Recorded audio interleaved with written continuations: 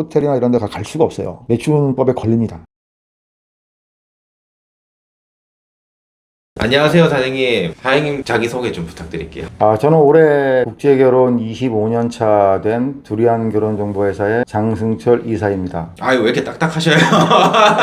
편안하게 하셔도 돼요. 지금의 국결이랑 그때 국결이랑 뭐가 그렇게 다른 거예요? 그때는 정보통신 매체, 그러니까 SNS나 이런 게 이제 발달이 되지 않았던 시절이라 모든 결혼하는 과정이나 신부를 컨택하는 과정에 있어가지고 고객들이 업체에 의존하는 경우가 거의 100%였었어요. 예전에는 모든 일련의 과정을 업체가 관여하고 관리해야 됐지만 지금은 소개만 어느 정도 해주고 나면 중간에 연애를 하거나 데이트하는 과정들은 서로 SNS를 통해서 얼마든지 할 수 있기 때문에, 그리고 내가 만약에 결혼을 했는데 이제 신부가 보고 싶다 그러면 예전에는 갈 수 있는 상황이 그렇게 녹록지가 않았는데 요즘은 뭐 비행기 편수도 많고 얼마든지 보러 갈 수 있기 때문에 연애와 이제 많이 좌우하는 결혼으로 이제 바뀌었다고 볼 수 있어요. 그때 많은 신랑들의 선택을 받았던 이유가 뭔가요? 솔직히 얘기하면 이제 이걸 전문하는 업체가 많이 없었고 국제결혼에 국가가 다양하게 있었던 것도 아니고, 물론 우리가 2001년도에 베트남 국제결혼을 처음 시작을 했지만 그 전에 중국 조선족과 결혼이 많이 했었어요. 10년도에는 혼이나 가출이나 이런 안 좋은 상황들이 많이 발생하다 보니까 이제 대체적인 시장으로 베트남 결혼이 활성화되기 시작해서 많이 늘어나게 됐던 거죠. 그때 선택지가 많이 없으니까 그쵸. 활성화됐는데 지금은 이제 또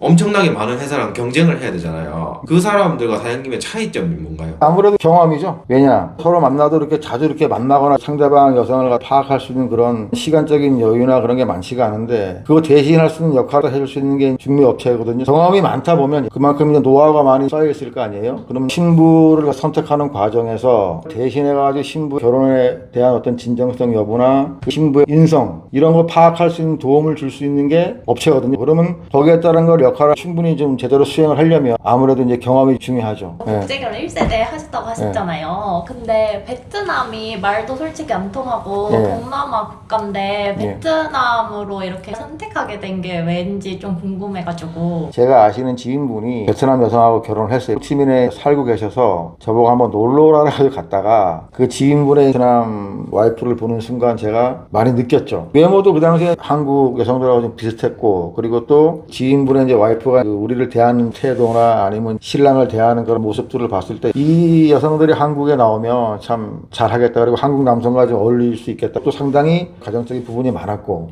그래서 베트남 결혼을 시작을 하게 됐죠. 옛날에 이제 역사적인 얘기인데 베트남 국제결혼이 활성화된 이제 계기가 2001년도에 저희가 시작을 할 때 이미 베트남이라는 국가는 국제결혼이 활발하게 이루어지고 있을 때였었어요. 우리나라가 아니고 이제 예를 들어 가장 많이 했던 데가 대만, 일본, 영국, 프랑스, 미국 상당히 많이 갔었어요, 결혼을. 이미 수요가 있기 때문에 아가씨를 모집하는 마담이라고 하죠. 그런 체계가 이미 딱 잡혀져 있었어요. 거기에 저희가 들어갔을 때 다른 여타 국가는 그런 체계가 없기 때문에 회사가 직접 신부를 모집을 하고 그러는 과정이 어렵잖아요. 근데 베트남이 이미 그런 게 잡혀져 있기 때문에 신부를 모집하기가 굉장히 수월했다고, 그 당시에는. 그래서 보통 그때는 신랑분들이 뭐 한 주에 우리가 예전에 많이 갈 때는 80명도 간 적이 있어요. 신부가 보통 나오는 인원이 200명에서 300명. 비행기 대절해도 되겠는데. 지금은 이제 상황이 좀 이제 많이 좀 틀리지만은 우리는 그저 베트남의 시스템적인 걸 활용을 한 것뿐이고, 모집만 해서 베트남으로 가면 시스템적으로 움직여주기 때문에 크게 이제 국제결혼하는 이제 진행 과정에서는 어려움은 없었죠. 공산주의 국가에서 힘드셨던 적 없어요? 당연히 있죠. 이게 동남아시아 결혼한 국가들이 사회주의 국가잖아요. 캄보디아가 중국, 러시아, 라오스 다 그런데 이 사회주의 국가는 결혼증명서라 그러죠. 혼인증명서가 없이는 남녀가 호텔이나 이런 데 갈 수가 없어요. 매춘법에 걸립니다. 근데 대부분의 우리가 결혼하는 시스템, 결혼식 다 하고 결혼증명서 사인을 하기 전에 같이 합방을 치르잖아요. 그럼 합방을 치르게 되면 어떻게 되겠어요? 만약에 이게 어떻게 발각이 됐다, 그건 매춘으로 잡혀가는 거예요. 실제로 예전에 그런 사례가 많았어요, 호치민에서. 서류적으로 완성이 안 돼서 문제가 되는. 그렇죠. 일단 근데 결혼은 했지만 서류가 안 돼가지고. 그렇죠.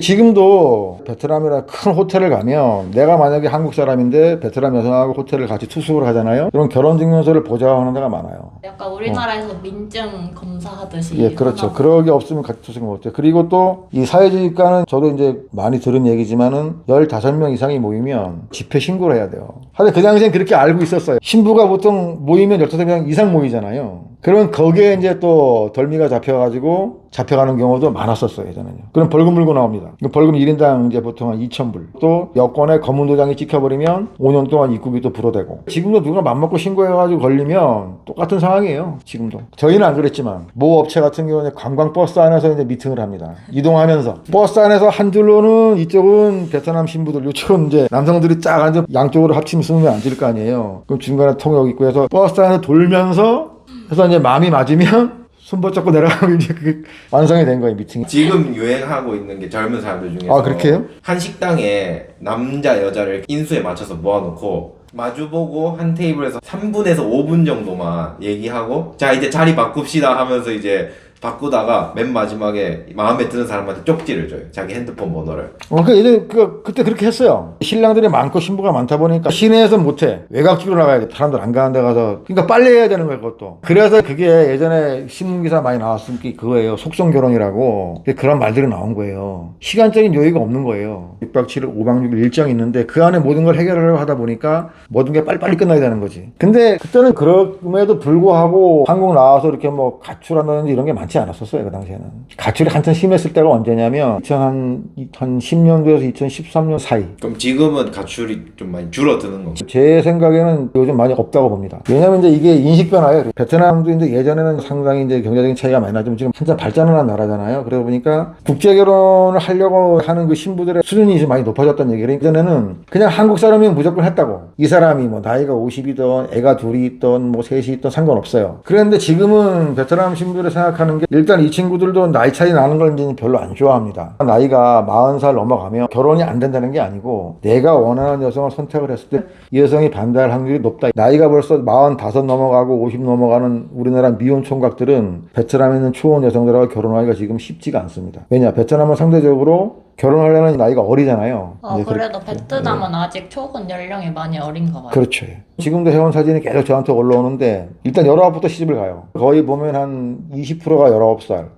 20살, 21, 22살이 거의 한 뭐 절반 이상 차지하고 이제 20대 후반 정도는 거의 노처녀라고 하는데 그렇기 때문에 예전만큼 베트남 국제결혼이 내가 원해서 가면 무조건 된다는 그런 호락호락한 시대는 지났다. 신부들 신랑이 뭐 이제 경제적인 수준도 볼 수는 있겠지만 일단 외모를 또 봐요. 외모도 봅니다. 작년에 제가 신랑 한 분이 나이가 44이었는데 진짜 인물이 좋아요. 모델급이야. 키도 한 1m 80대는데 뭐 이렇게 이제 자기 인생을 진짜 어렵게 열심히 성실하게 살아준 신랑이야. 인물이 되게 좋았어요. 이 신랑분을 데리고 베트남에 갔는데 난리가 난 거예요. 서로 하려고. 그러니까 이 신랑의 경제적인 여건이나 집이 있나 없나 이런 걸 또 뒷전이고 그럴 수밖에 없어. 사람이라는 게 중매 결혼이지만은 일단은 첫 이미지에 봤을 때 호감이 와야지 그 다음에 단계가 진행이 되는 거지. 호감이 전혀 없는데 무슨 뭐 말을 걸고 이러진 않을 거 아니에요, 그죠? 그리고 베트남이 경제 성장을 많이 했다라고는 하지만 빈부격차가 굉장히 심하단 말이에요. 잘 사는 사람 잘 살고 이제 그들만의 리그지. 그리고 중간층이 별로 없어요. 그렇기 때문에 빨리 결혼을 판단하는 이유가 뭐냐면 열압에 되면 이제 결혼을 할 수 있는 나이가 된 건데 요즘은 인터넷이나 유튜브로 보고 듣는 게 있잖아요. 근데 베트남 사람끼리 결혼을 해봐야 어차피 내가 올라갈 수 있는 한계가 그거밖에 안 되는 거예요. 그러다 보니까 아예 애초부터 선진국에 있는 남성들과 결혼을 하겠다고 마음을 먹고 나오는 거지. 물론 결혼이지만은 그걸 통해 가지고 기회를 얻는 거지. 그리고 또 내 부모한테 경제적인 도움도 줄 수 있고. 그 두 가지 측면에 작용을 하기 때문에 어린 나이에 많이 와요. 근데 결혼하려고 하는 숫자는 많이 줄었어요. 예전에 200명, 300명이었다면 지금은 뭐 많아봐야 뭐 20, 30명 내외. 자기네라도 어른들이 먹고 살만하고 이런 이제 조금 수준이 올라가다 보니까 특별하게 내가 국제결혼 해가지고서 내 인생을 갖다 바꿀 수 있는 기회나 아니면 그런 걸 삼지 않는 이상은 굳이 외국 나가서 살아야 되나? 이렇게 생각하는 이제 신부들이 좀 점차 줄어드는 거고 베트남에 딸을 가진 부모님들 입장에서 예전에는 한국 사람하고 결혼하면 쉽게 얘기하면 집안에 서는 거거든. 부모님들이 등 떠밀어서 내보내는 경우가 많았거든요. 지금은 이제 딸의 의견을 이제 존중해주기 때문에 굳이 국제결혼을 내가 안 하겠다면 이제 안 내보냅니다. 전에는 본인의 의사에 상관없이 그냥 나와요. 부모가 나가라 그래서. 어떤 경우도 있었냐. 딸이 많아, 그 집에. 근데 이 부모는 이제 이 딸을 갖다 시집을 보내려고 한국 남성하고 결혼해라 하고 이제 내보냈단 말이에요. 언니가 가야 되는데 그런데 이 언니란 사람은 베트남 남자하고 사귀는 사람이 있었어.